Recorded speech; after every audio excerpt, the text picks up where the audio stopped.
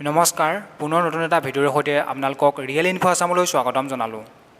DEE অধীনত ৫৫৫০টা পদৰ verification হৈ যোৱাৰ সমসাময়িকভাৱে ৪৫০০টা LPUPৰ শিক্ষক পদৰো অনলাইন আবেদন হৈ গৈছে। ৫৫৫০টা পদৰ পাছতে ৪৫০০ পদ মুকলি কৰি দি চৰকাৰে টেট উত্তীৰ্ণ প্ৰাৰ্থীসকললৈ আশাৰ বতৰা কঢ়িয়াই আনিছিল। এই দুয়োটা বিজ্ঞাপন মিলাই প্ৰায় ১০,০০০ পোষ্টত হ'ব লগা নিযুক্তি ১০ অক্টোবৰতে যে হ'ব স্পষ্টকৈ ক'ব নোৱাৰি।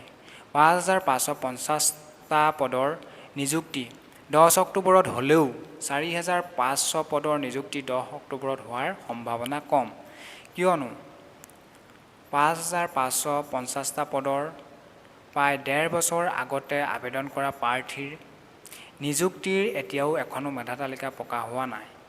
এই ৫৫৫০টা পদৰ চূড়ান্ত মেধা তালিকা ওলোৱাৰ পাছতহে ৪৫০০টা পদৰ কামখিনি আৰম্ভ হোৱাৰ সম্ভাৱনা আছে। গতিকে ক'ব পাৰি ৫৫৫০টা পদৰ বিজ্ঞাপনৰ এবছৰৰ পাছত ওলোৱা ৪৫০০টা পদৰ নিযুক্তি যে ১০ অক্টোবৰতে দিব তাৰ সম্ভাৱনা কম। ধন্যবাদ।